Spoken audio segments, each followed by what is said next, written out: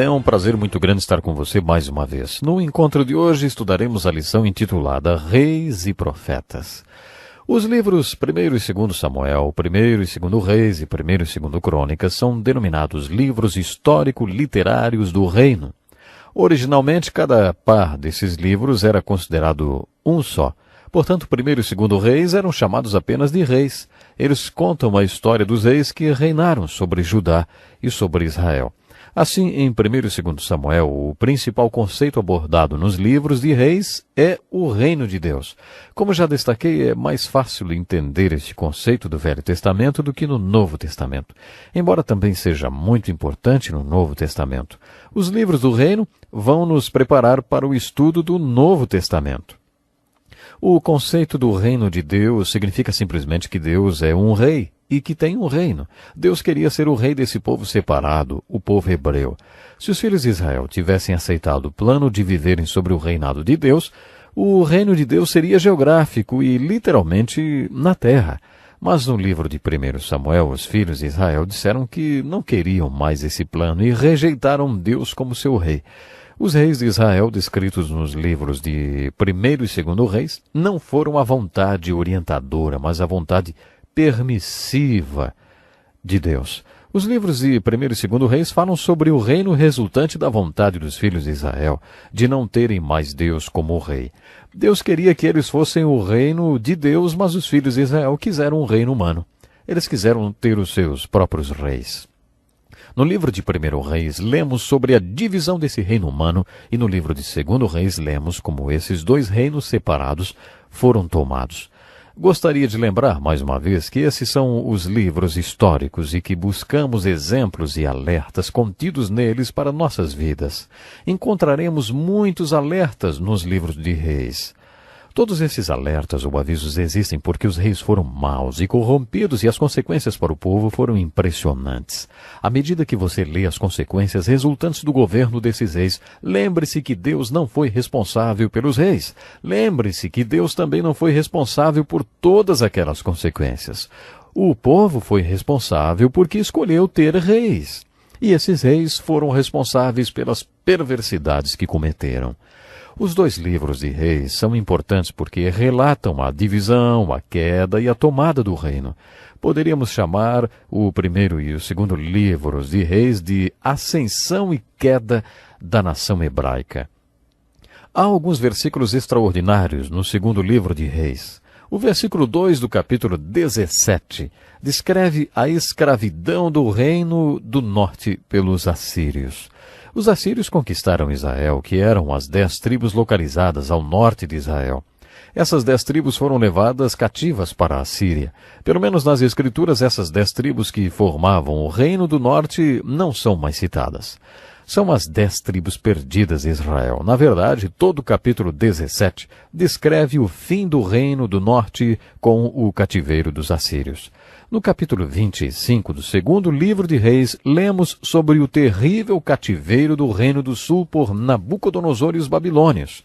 Quando Jerusalém caiu, aqueles que não tinham sido mortos foram levados cativos para a Babilônia.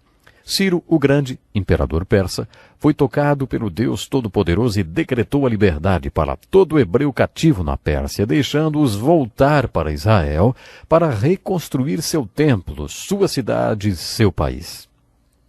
A seguir estudaremos os livros históricos pós-cativeiro.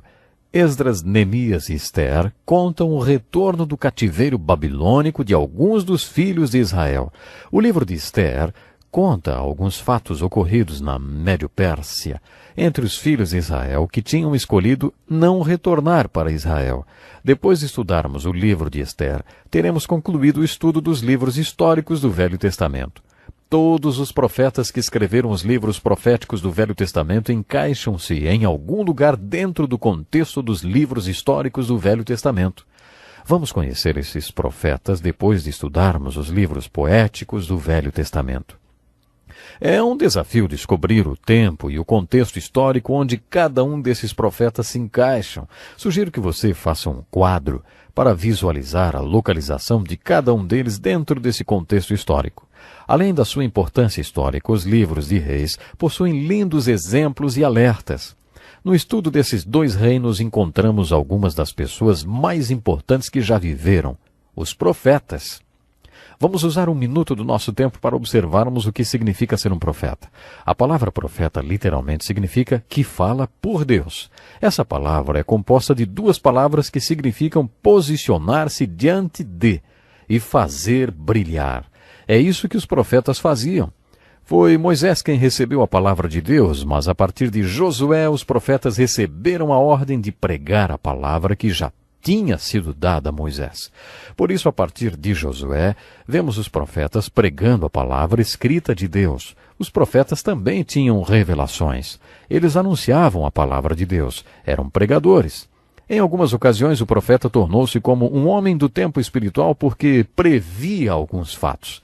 O profeta frequentemente previa fatos que iriam acontecer. Essa dimensão do ministério do profeta nos fascina. Geralmente, quando falamos de um profeta, pensamos em um vidente espiritual. Apesar dessa parte do ministério do profeta ser fascinante, essa dimensão de previsão do futuro consistia uma porção relativamente pequena de seu ministério. A função principal do profeta era pregar a palavra de Deus. Eles deveriam se posicionar diante da palavra de Deus e fazê-la brilhar para o povo de Deus. Os pregadores ou profetas eram professores que deveriam responder às perguntas do povo sobre a palavra de Deus e também ensinar as Escrituras ao povo. O papel do profeta era exortar o povo a fazer o que as Escrituras ordenavam. Os profetas falavam em nome de Deus quando o povo precisava ser desafiado quanto à maneira como estava vivendo. Muitas vezes os profetas falavam em nome de Deus quando o povo não estava obedecendo a palavra de Deus. Você provavelmente já está familiarizado com os profetas. No primeiro livro de Reis, o exemplo mais importante é Elias. Ele também é o exemplo mais importante de um profeta no segundo livro de Reis. Você deve estar lembrado que quando estudamos o livro de Juízes, eu disse que Josué não preparou um sucessor. Nem os juízes que julgaram durante tanto tempo prepararam seus sucessores. Você está lembrado que eu disse que a razão de haver tantas quedas, tantos erros, era porque a liderança estava falida? Elias foi um exemplo de liderança porque preparou o seu sucessor. Quando seu ministério chegou ao fim, ele tomou a sua capa e a colocou sobre outro homem. Esse outro homem também se tornou um grande profeta. Seu nome era Eliseu. 2 profetas maiores serão reconhecidos e vão receber maior destaque no nosso estudo dos livros de Reis, mas eu quero enfatizar a importância de não se omitir nenhum dos profetas menores que não são tão conhecidos. No primeiro livro de Reis, capítulo 22, conheceremos um dos meus preferidos. O seu nome é Miqueias. Quando o reino foi dividido, os reis dos 2 reinos separados às vezes se uniam, mas na maior parte do tempo eles eram inimigos. Quase todos os reis do reino do norte eram iníquos e apóstatas. Mas o reino do sul, vez por outra, teve bons reis. Esses reis não foram tão bons quanto Davi, mas alguns deles eram homens de Deus. Ezequias, Josafá e Josias foram reis bons. Apesar de eu nunca ter entendido por quê, quando estava em treinamento, uma das minhas tarefas quando estudava a história dos hebreus era decorar os nomes de todos os reis de Israel e Judá, a época em que eles reinaram e se tinham sido reis bons ou maus. Todos os reis de Israel foram maus, e apenas alguns poucos que reinaram de Judá foram bons. Por isso eu decorei a lista dos reis que foram bons. Todos os outros reis tinham sido maus. Isso facilitou o meu trabalho. Em 2 Reis, capítulo 21, o rei do reino do norte, Israel, e o rei do reino do sul, Judá, fizeram uma reunião de cúpula. O rei do reino do norte era Acabe, era iníquo. Josafá era o rei do reino do sul. Josafá era uma mistura de bom e mal. Quando esses 2 reis se reuniram, Acabe desafiou Josafá. Ele disse: os assírios ainda ocupam a região de Ramote Gileade, por que você não manda o seu exército junto com o meu para recuperar Ramote Gileade? Você pode se perguntar o que aqueles 2 reis estavam fazendo juntos. Depois que conhecemos esses 2 reis, não dá para deixar de perguntar o que Josafá estava fazendo com um homem como Acabe. Acabe era totalmente corrompido e era casado com a rainha Jezabel. Acabe e Jezabel tinham 450 profetas pagãos e ímpios, eram profetas de Baal, e outros 400 representavam outras deidades. Eles tinham ao todo 850 profetas falsos. Quando Acabe apresentou seu desafio para Josafá, saiamos e lutemos contra os sírios juntos, Josafá disse. Você consultou os profetas? Nesse ponto da história, era uma tradição consultar os profetas para qualquer movimento que se fizessem. Acabe disse, você quer profetas? Então você vai ter profetas. Eu tenho uns 850 profetas por aqui. Acabe perguntou aos seus profetas, devemos sair e lutar contra os sírios? Aqueles profetas de Acabe e de Jezabel não eram profetas de Deus, como aqueles que já descrevi. Esses profetas pagãos então disseram, sim, podem sair para a luta contra os sírios. A vitória será de vocês. Um desses profetas falsos chamava-se Zedequias e colocou chifres de ferro na cabeça e falou, é assim que você destruirá os sírios quando sair para lutar contra eles. Josafá chamou Acabe de lado e disse, sabe, eu acho que esses profetas são muito exagerados, especialmente esse aí com os chifres. Eu gostaria de saber se há algum profeta do Senhor entre esses profetas. Você tem algum profeta de Israel, um verdadeiro profeta? Eu não acredito nesses profetas aí, viu? Não tem nenhum profeta verdadeiro de Israel aqui? Eu não confio nesses profetas aí. Acabe respondeu, tem um profeta que não está aqui agora, mas eu o odeio, porque ele não profetiza nada de bom, ele sempre profetiza coisas ruins para mim. Josafá perguntou, qual é o nome dele? Vá chamá-lo. Acabe acabou respondendo, o seu nome é Micaías. Mesmo relutante, Acabe mandou uma mensagem para Micaías, mandando chamá-lo. Quando o mensageiro estava voltando para o palácio com Micaías, disse, os 850 profetas disseram que o sinal está verde. Lutem contra os sírios porque vocês terão vitória. Por isso, Micaías, pelo menos uma vez na vida, vê se concorda com os profetas de Acabe. Micaías respondeu, eu vou falar o que Deus me mandar falar. É uma pena, mas agora terei que interromper o nosso estudo. O relógio na minha frente não tem piedade, está me dizendo que meu tempo já acabou. Junte-se a nós em nosso próximo encontro com a palavra, quando veremos a maravilhosa história desse profeta desprezado, ignorado e humilhado, que falou em nome de Deus, sem se importar o que lhe custaria ser um instrumento de Deus para anunciar sua palavra para os reis de Israel e Judá. Programe-se. Sim, programe-se para estar conosco no próximo encontro com a palavra. Eu tenho certeza que Deus tem bênçãos especiais para você. E acredite, vale a pena obedecermos a Deus. É a melhor coisa que podemos fazer na vida. Até o nosso próximo programa.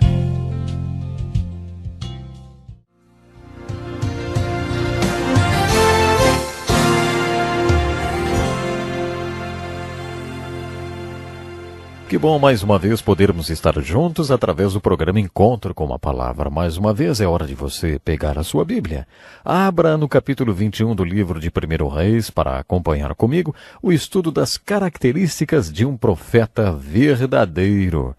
No final do nosso último encontro, estudávamos o livro de 1 Reis, capítulo 22, onde lemos que 850 falsos profetas profetizaram que os reis de Israel e de Judá poderiam sair para lutar contra os sírios. Quando o rei de Judá questionou se havia ou não um profeta verdadeiro para também ser consultado, Acabe, o rei ímpio de Israel, mesmo relutante, mandou chamar o profeta quem ele odiava, porque nunca profetizava nada de bom. O nome desse profeta era Micaías, e ele foi alertado pelo mensageiro que foi buscá-lo que seria melhor concordar com os outros profetas. Quando Micaías foi trazido diante dos reis no palácio cheio de pompa e esplendor, Acabe disse: muito bem, Micaías. E agora? Devemos lutar contra os sírios? Micaías respondeu: claro, vá em frente, vocês terão uma grande vitória. Acabe ficou chocado e perguntou: você está falando a palavra de Deus verdadeira, Micaías? Micaías respondeu: se você quer saber de verdade, eu vi todo Israel espalhado pelos montes como ovelha, sem pastor, e vi seu rei morto. Acabe disse: está vendo? Não falei. Ele nunca fala nada de bom, só coisa ruim. Então Acabe e Josafá decidiram levar os exércitos de Israel e Judá para atacar os sírios, conforme os falsos profetas tinham aconselhado, e não ouviram o profeta de Deus. Zedequias, aquele profeta dramático que tinha colocado chifres de ferro na cabeça, aproximou-se de Micaías e bateu-lhe no rosto. Como você acha que o Espírito do Senhor poderia sair de mim para falar através de você? Micaías deu-lhe uma bela resposta. Você vai saber quando estiver se escondendo de quarto em quarto. Então Micaías fez uma grande pregação dizendo: ouçam a palavra do Senhor. Vi o Senhor assentado em seu trono com todo o exército dos céus à sua direita e à sua esquerda. E o Senhor disse: quem enganará Acabe, rei de Israel, para que ataque Ramote Gileade e morra lá? E um sugeria uma coisa e outro sugeria outra, até que finalmente um espírito colocou-se diante do Senhor e disse: eu o enganarei. Disse o Senhor: você conseguirá enganá-lo. Vá e engane-o. Dá para entender por que Zedequias bateu na cara de Micaías. O que Micaías falou àqueles profetas foi realmente da parte de Deus. Acabe então emitiu esse decreto: lutem contra os assírios. Prendam Micaías e que ele fique a pão e água, até que voltemos. Micaías gritou: você não vai voltar. Se você voltar, o Senhor não falou por meu intermédio. Acabe e Josafá lideraram seus exércitos no ataque contra os sírios. Supomos que Micaías tenha morrido a pão e água naquela masmorra, porque essa é a última vez que seu nome é mencionado. No auge da batalha contra os assírios, a profecia de Micaías foi cumprida ao pé da letra. Os exércitos de Acabe e de Josafá foram espalhados pelos montes como ovelhas sem pastor. Um soldado sírio atirou uma flecha ao acaso. Havia um ponto vulnerável na armadura de Acabe, e essa flecha acabou atingindo-o. Acabe virou-se para seu escudeiro e disse: tire-me do combate, fui ferido. Isso também foi um cumprimento da profecia de Micaías. O rei foi morto e os exércitos foram espalhados. Observe o preço que Micaías pagou por falar em nome de Deus. Sem os milagres sobrenaturais de Deus, esses profetas não poderiam ter confrontado nenhum dos reis. Elias é o maior profeta do primeiro livro de Reis. No capítulo 18, ele vive um dos momentos em que sua luz mais brilhou. Ele estava tão cansado dos profetas iníquos de Acabe que desafiou todos eles a um duelo. Elias convocou todo o povo de Deus e todos os falsos profetas de Acabe, assim como Jezabel, para comparecerem no topo do Monte Carmelo, onde pregou um grande sermão. Elias desafiou os profetas de Baal diante de todo o povo de Deus. Ele disse: tragam 2 novilhos, escolham eles um, cortem-no em pedaços e o ponham sobre a lenha, mas não acendam fogo. Eu prepararei outro novilho e o colocarei sobre a lenha, e também não acenderei fogo nela. Então vocês invocarão o nome de seu Deus, e eu invocarei o nome do Senhor. O Deus que responder por meio de fogo, esse é Deus. Com todo o povo reunido no Monte Carmelo, os profetas de Baal, os profetas iníquos de Acabe, começaram logo de manhã. Construíram seu altar e colocaram sacrifício sobre ele. A seguir começaram a orar. Eles oraram com muito fervor. Depois começaram a se cortar e a se baterem como era costume deles. Elias ficou só olhando até que deu meio-dia. Aí Elias começou a caçoar dos profetas de Acabe. Elias os ridicularizou. Ei, gritem mais alto, já que ele é um deus. Quem sabe ele está meditando, ou ocupado, ou talvez está viajando. Talvez ele esteja dormindo e precise ser despertado. Isso está registrado em 1 Reis, capítulo 18, verso 27. Eles oraram mais e mais, em transe, até a tarde. Finalmente desistiram. Então Elias cavou uma valeta ao redor do altar. Derramou jarros de água sobre o sacrifício até que a valeta ao redor do altar se enchesse de água. A seguir fez uma linda oração. Ó Senhor, Deus de Abraão, de Isaque e de Israel, que hoje fique conhecido que Tu és Deus em Israel, e que sou o Teu servo, e que fiz todas essas coisas por ordem Tua. Responde-me, para que este povo saiba que Tu, ó Senhor, és Deus, e que fazes o coração deles voltar para Ti. Então o fogo desceu do céu e queimou por completo todo o holocausto e evaporou toda a água da valeta.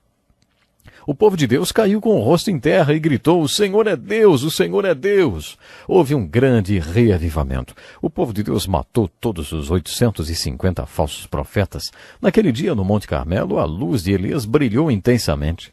Primeiro, Elias dirigiu aquela mensagem para o povo de Deus, não para os falsos profetas de Acabe e Jezabel. Naquele dia, Elias começou sua milagrosa mensagem com essas palavras: "Até quando vocês vão oscilar de um lado para o outro?" Nós já estudamos esse conceito. Um homem de mente dividida é instável em tudo que faz. Esquizofrenia espiritual era o problema que Elias enfrentou naqueles dias. Todo pastor enfrenta esse mesmo problema hoje. Não são necessariamente os que não creem que são esquizofrênicos espirituais. Quando os cristãos não vivem conforme o que acreditam, então estão com a mente dividida. O povo de Deus tinha conflitos. Elias chamou isso de oscilar de um lado para o outro. Elias perguntou, inclusive: "Até quando vocês vão oscilar de um lado para o outro? Até quando ficarão em cima do muro?" O Elias que conhecemos em 1 Reis capítulo 18 é bem diferente do Elias de 1 Reis 19. Acabe era casado com uma mulher chamada Jezabel. Os dois foram pessoas ímpias. Os falsos profetas eram os profetas de Jezabel. Um dia depois da morte de todos os profetas, Jezabel mandou uma mensagem para Elias dizendo: "Quero que os deuses me castiguem com todo rigor se amanhã, a esta hora, eu não fizer com a sua vida o que você fez com a deles." Quando Elias leu a mensagem, fugiu para o deserto e, exausto, sentou-se debaixo de uma árvore chamada junípero. Ele orou pedindo a morte. Elias estava totalmente desolado e desanimado. Dá para imaginar? No capítulo 18, Elias teve uma vitória grandiosa. Mas no capítulo 19, encontramos Elias debaixo de uma árvore pedindo para morrer. Parece que esse comportamento era um padrão entre os profetas e alguns outros personagens da Bíblia. Muitas vezes, depois de Deus usá-los de maneira poderosa, eles parecem sucumbir. É como se Deus dissesse: "Olha, foi o meu poder que operou através desse homem." Paulo dá a seguinte explicação: "Temos esse tesouro em vaso de barro para mostrar que este poder, que a tudo excede, provém de Deus e não de nós." Os problemas descritos por Elias em 1 Reis 19 demonstravam que ele passava por um esgotamento espiritual. É esse o nome que damos hoje. Um bom título para esse capítulo seria A Solução para um Esgotamento Nervoso. Lembre-se das palavras de Davi no Salmo 23. "Restaura-me o vigor, guia-me nas veredas da justiça por amor do seu nome." Como Davi, Elias precisava que sua alma fosse restaurada. Sempre que Deus lida com um de seus grandes homens com esgotamento, ele dá a eles um plano que os tira dessa condição. Um exemplo disso foi quando Deus encontrou Elias debaixo da árvore e disse: "Vá dormir, Elias." Deus colocou Elias para dormir um sono profundo e sobrenatural. Deus providenciou comida para ele. Ele o acordou e disse: "Elias, coma alguma coisa." Elias comeu. A seguir Deus disse: "Volte a dormir, Elias." Depois que Elias acordou pela segunda vez, fortalecido por aquela comida sobrenatural, ele caminhou 40 dias. Elias tinha negligenciado a manutenção do templo. Você se lembra que eu já contei que quando eu estava correndo ou descansando, os meus filhos diziam para aqueles que me ligavam: "Ah, o pastor está fazendo a manutenção do templo." O que significava que eu estava cuidando do meu corpo, que é o templo de Deus. Creio que Deus estava dizendo para Elias: "Você negligenciou o corpo que eu dei a você." Observe em 1 Reis 18 todo o esforço físico pelo qual Elias passou. Observem isso. Ele cavou aquela valeta ao redor do altar. Depois ele correu mais ou menos 27 quilômetros na frente da carruagem de Acabe. 27 quilômetros. Isso é quase uma maratona. Não é de se espantar que ele estivesse fisicamente exausto? Os caminhos de justiça que restauraram a alma de Elias foram práticos. Deus disse: "Olha, você é um ser físico. Precisa dormir e comer." Dizemos que Jesus satisfaz todas as nossas necessidades, mas isso não significa que não tenhamos que comer e dormir.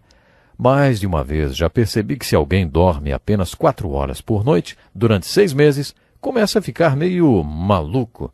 Os amigos começam a falar para tirar umas férias e a pessoa começa a fazer coisas esquisitas. Não podemos negligenciar o nosso templo. Essa é uma das lições práticas que nós aprendemos com Elias em 1 Reis 19. Eu amo a história de Elias. Deus aproxima-se dele no meio de seu esgotamento e faz uma pergunta muito bonita. Em Gênesis 3, a pergunta de Deus foi: onde está você? Em 1 Reis 19, a primeira coisa que Deus perguntou foi: o que você está fazendo aqui, Elias? Deus já fez essa pergunta para você? Eu não sei como você está espiritualmente. Pode ser que através dessa história de Elias, Deus esteja perguntando a você: o que você está fazendo aqui?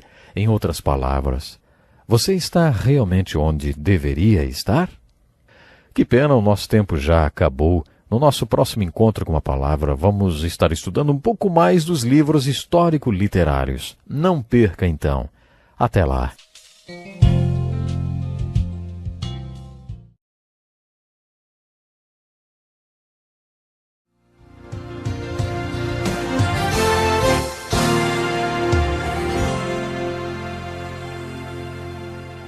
Muito bem-vindo a mais um estudo dos livros de Reis. Esse é o Encontro com a Palavra e já estamos no ar, hein? Há alguns pontos nesses livros que eu gostaria de destacar. Primeiro, é importante falar da relação dos livros de Reis como o reino de Deus. Aqui o reino de Deus é diferente do reino de Deus mencionado no Novo Testamento. Esse é o reino hebreu, o reino que o povo escolheu quando decidiu que Deus não seria mais o seu rei. Eles quiseram ter reis como as outras nações tinham. Lembre-se, essa não foi a vontade orientadora de Deus. Essa foi a vontade permissiva de Deus. Deus não foi responsável por todas aquelas terríveis consequências que os filhos de Deus experimentaram, resultantes de seus reis apóstatas e ímpios. Muitos de nós já lemos o livro Ascensão e Queda do Terceiro Reich, que narra a Alemanha de Hitler.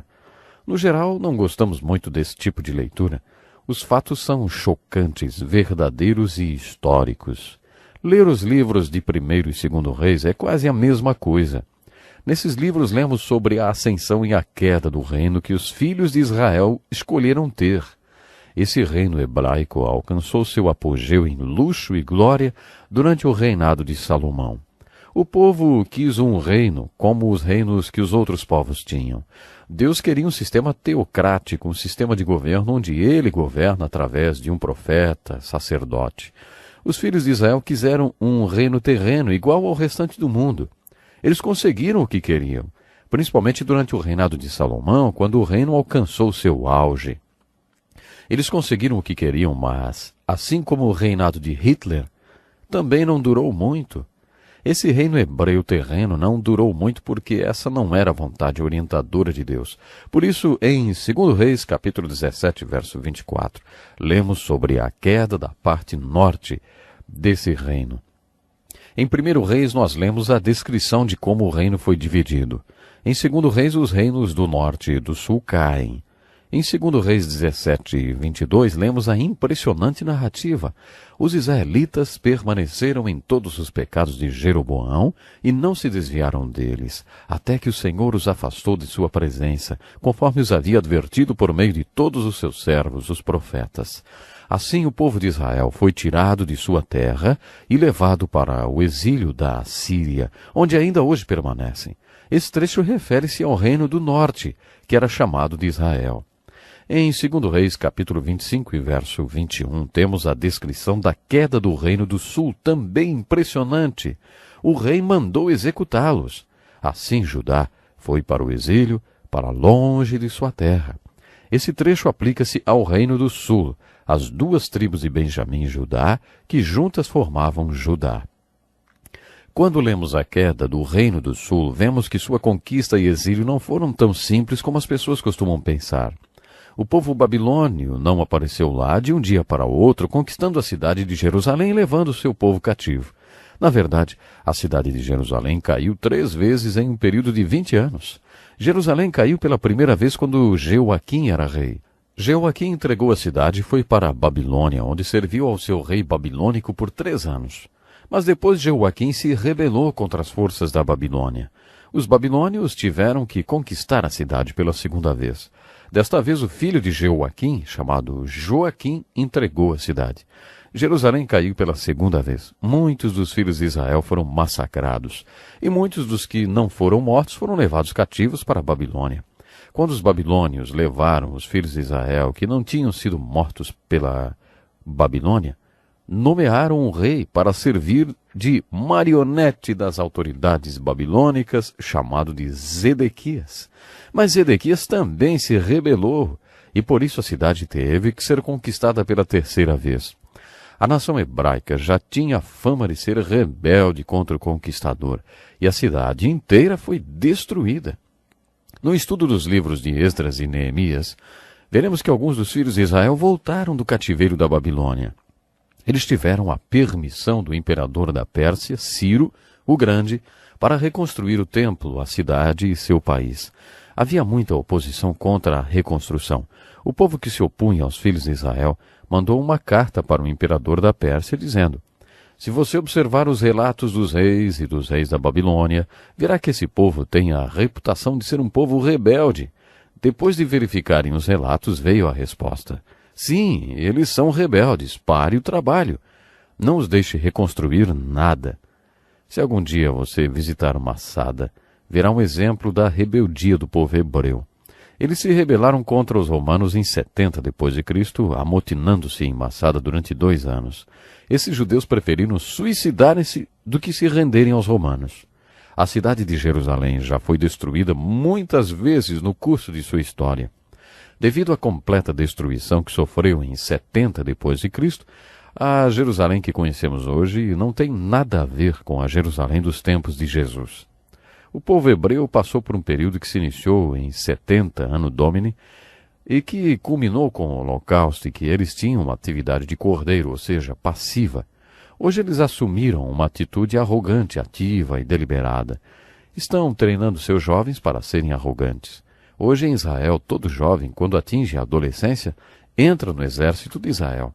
Eles são levados para Massada, a fim de fazerem juramento ao exército israelense. Neste novo milênio, Israel está recuperando a reputação que seu povo sempre teve de ser formado por grandes guerreiros e rebeldes. Lembre-se que o nome Israel significa lutador. Esse nome vem de Jacó, e é exatamente isso que significa: lutador. Acompanhando a história dos hebreus, a primeira coisa que devemos observar no estudo dos livros de 1º e 2º Reis é a ascensão e a queda da nação hebraica. A leitura desses livros é fascinante. Em segundo lugar, devemos observar os próprios reis, o que poderíamos esperar de um livro cujo título é Reis. Lembre-se, quando lemos a literatura bíblica histórica, procuramos 2 coisas: exemplos e alertas. No estudo desses 2 livros encontraremos muitos alertas. Alguns reis do Reino do Sul foram bons durante algum tempo. Todos os reis do Reino do Norte foram maus o tempo todo. Por isso encontramos a maioria dos alertas nesses reis. O personagem mais importante do elenco de reis é Salomão. A história de Salomão, como nos é relatada principalmente no livro de Reis, é fundamentalmente um grande aviso. No início, Salomão era um exemplo para nós. Ele começou muito bem. De certa forma, Salomão foi muito parecido com Saul, porque ambos começaram bem. Eles se parecem também porque ambos não terminaram bem. No início, Salomão foi um rei muito bom, mas ele não terminou bem. Nos primeiros capítulos do livro de Reis, Davi, o pai de Salomão, passou-lhe algumas responsabilidades. Davi passou a capa da liderança para seu filho. Podemos perceber o lado humano de Davi em seu leito de morte, quando disse a Salomão que fosse atrás de Simei, aquele homem que o amaldiçoou enquanto ele deixava Jerusalém. Você se lembra, quando Davi voltou do exílio, ele perdoou Simei? Lembra disso? Mas quando estava morrendo, Davi disse a Salomão: eu prometi a Simei, jurando pelo Senhor, que não o mataria à espada. Mas agora não o considere inocente. Você é um homem sábio e saberá o que fazer com ele. Apesar de ele já ser idoso, faça-o descer ensanguentado à sepultura. Então Salomão matou Simei. Davi também falou para Salomão acertar as contas com Joabe, porque tinha matado meus generais Abner e Amassa.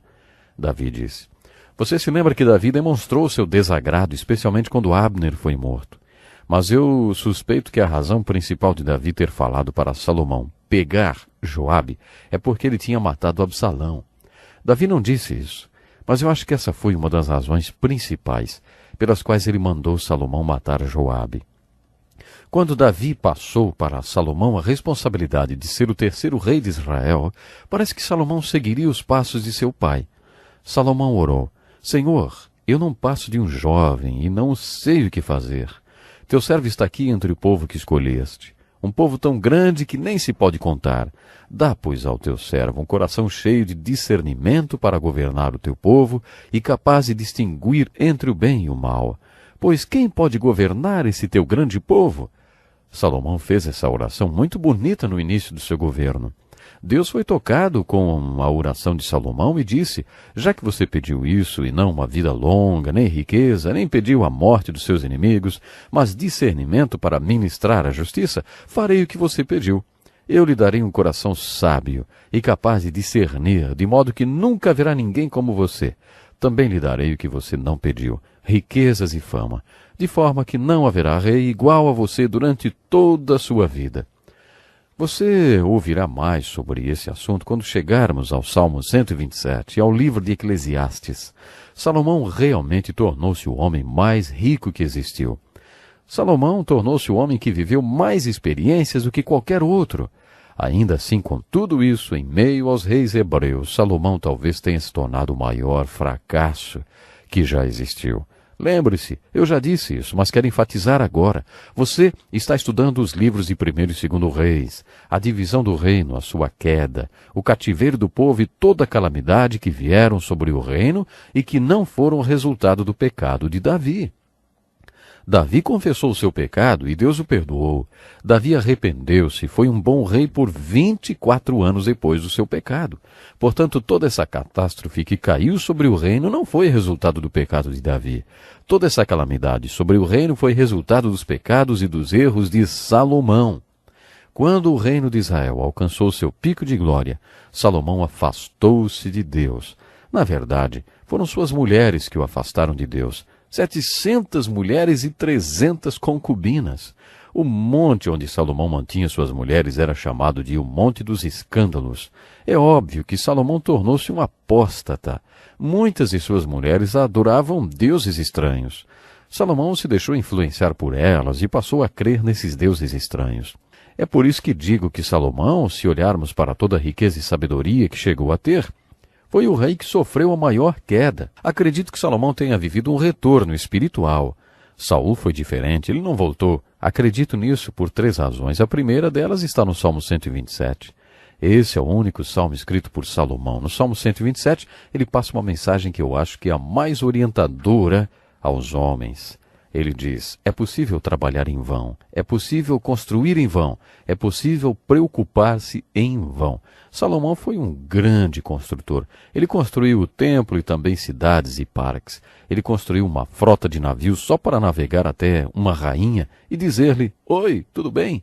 Ele foi um construtor fenomenal. Quando ele escreveu seu pequeno salmo, ele diz: é possível construir em vão. É possível trabalhar muito em vão. É possível preocupar-se em vão, porque é possível preocupar-se com as coisas erradas. A segunda razão para eu achar que ele viveu um retorno espiritual é o livro de Eclesiastes. O livro de Eclesiastes é uma canção de arrependimento de Salomão.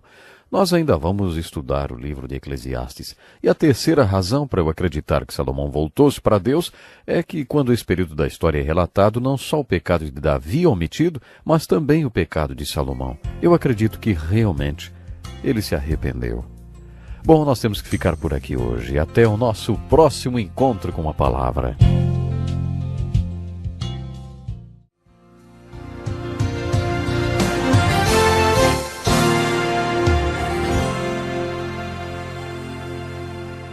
Muito bem-vindo a mais um estudo da Santa Palavra de Deus. Esse é um estudo de toda a Bíblia, do Gênesis ao Apocalipse.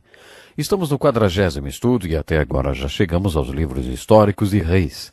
Pegue sua Bíblia e abra no livro de 2º Reis, capítulo 18, e siga comigo a história empolgante do Velho Testamento. Estudando esses 2 livros, vimos que todos os reis do Reino do Norte foram ímpios.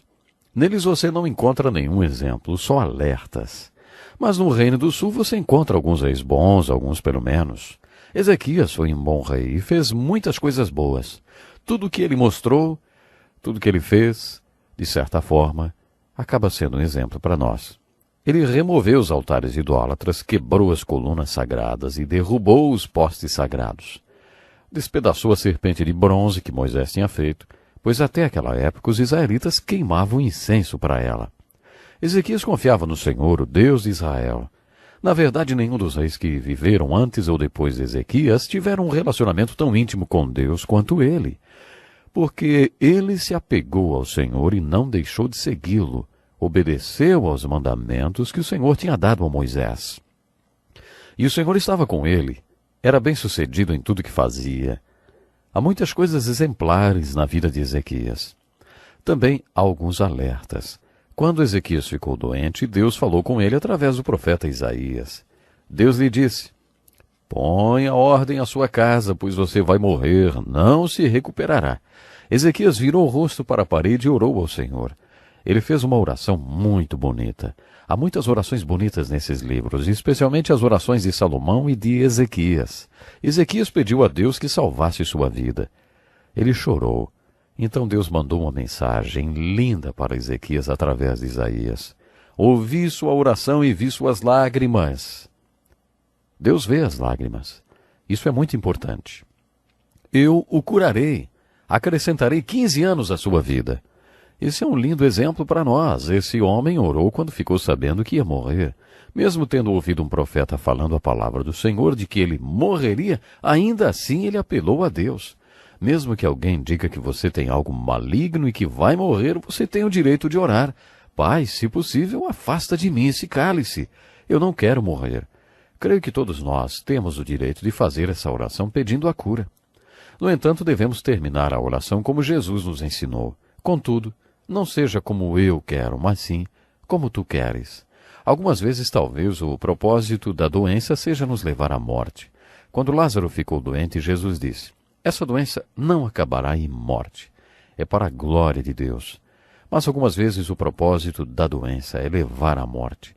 Afinal de contas, se nessa próxima dimensão os pastos são verdes e nunca secam, as águas são tranquilas e nunca ficam turbulentas, e o cálice é transbordante e nunca se esvazia, Deus tem que nos levar para lá para nos dar todas essas coisas. Nenhum de nós escolheria ir, por isso quase todos nós vamos depois de ficarmos doentes.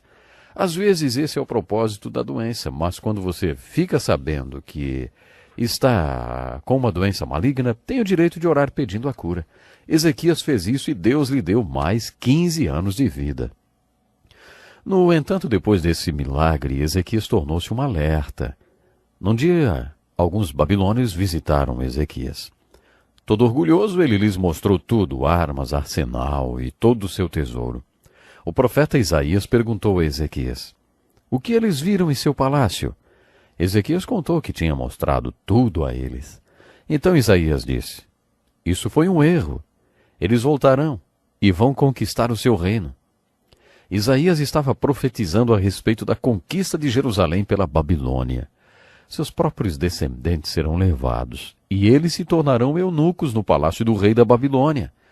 Ezequias perguntou: "Quando isso acontecerá?" E a palavra veio de Isaías: "Ainda vai levar algum tempo." Então Ezequias falou: "Então boa é a palavra do Senhor, porque haverá paz nos meus dias. Meus 15 anos serão bons. Não me interessa o que vai acontecer depois." Os filhos de Ezequias seriam levados escravos e feitos eunucos. Aparentemente Ezequias não se importou com isso. Certamente Ezequias não foi um modelo de pai. Ele se importava apenas com a sua vida, e não com o tipo de vida que seus filhos teriam. Além da ascensão e queda do reino, há outros pontos para serem destacados nesse estudo da literatura do reino. Observe os reis que foram exemplos e aqueles que, na grande maioria das vezes, foram alertas e avisos. Como sugerimos em nosso primeiro estudo do livro de Reis, há uma terceira coisa para ser observada nesses livros: os profetas. Os profetas na literatura do reino são exemplos. Eles são um dos exemplos mais bonitos nas Escrituras. No nosso primeiro estudo, destaquei alguns dos profetas que não são muito conhecidos. Outros nem sabemos seus nomes, mas há profetas muito conhecidos, como Elias, em 1 Reis, e Eliseu, em 2 Reis. Eu amo a história de Eliseu em 2 Reis, quando o general do exército assírio o procurou para curá-lo. Nessa época, a Síria estava prestes a conquistar o reino do norte. Já estavam ocorrendo algumas batalhas. A Síria tinha um exército muito poderoso e o seu general superior era Naamã, afligido por lepra. Uma menina hebreia na Síria, que provavelmente foi levada escrava, contou a Naamã sobre um profeta em Israel que tinha o poder de curar lepra. Assim o leproso Naamã foi em sua carruagem com alguns soldados procurar Eliseu em sua casa. Acontece que Naamã tinha ideias preconcebidas sobre como Eliseu efetuaria a cura. Naamã pensou que Eliseu seria muito dramático, que faria uma cerimônia solene, porque, afinal de contas, Naamã era o general do exército assírio. Eliseu não fez o que Naamã esperava. Ele nem saiu da sua casa para cumprimentá-lo. Eliseu mandou um servo falar com Naamã. O servo disse a Naamã: Eliseu mandou o Senhor lavar-se 7 vezes no rio Jordão para ser curado de sua lepra. Naamã ficou furioso. Ele subiu em sua carruagem e deixou a casa de Eliseu levantando poeira, gritando com o escudeiro que ia na carruagem com ele. Naamã falou: Eu estava certo de que ele sairia para receber-me, invocaria em pé o nome do Senhor, o seu Deus, moveria a mão sobre o lugar afetado e me curaria de lepra. Não são os rios Abana e Farfar em Damasco melhores do que todas as águas de Israel? Será que eu não poderia lavar-me neles e ser purificado? Conforme prosseguiam viagem, o seu escudeiro disse: Com todo respeito, senhor, mas o senhor foi até lá, não foi? Quer dizer, o senhor foi procurá-lo porque deve ter acreditado que ele sabia alguma coisa que o senhor não sabia, ou que ele tinha alguma coisa que o senhor não tinha. Eu sei que o senhor não esperava por isso, mas por que é que o senhor não faz o que ele disse? Naamã pensou por um momento e depois mudou de ideia. Ele foi até a lama do rio Jordão e não mergulhou 1 vez, nem 2, nem 3 vezes, mas 7 vezes. Quando Naamã saiu daquela lama do rio Jordão, estava curado da lepra. Fazendo uma aplicação disso, podemos dizer que a história da cura de Naamã é uma linda alegoria do Evangelho da salvação. Quando as pessoas têm fome espiritual e buscam a salvação em Cristo, têm ideias preconcebidas sobre como acontecerá a sua salvação. Alguns intelectuais acreditam que se a salvação não for complicada, não é verdadeira. Isso se aplica principalmente às pessoas intelectuais.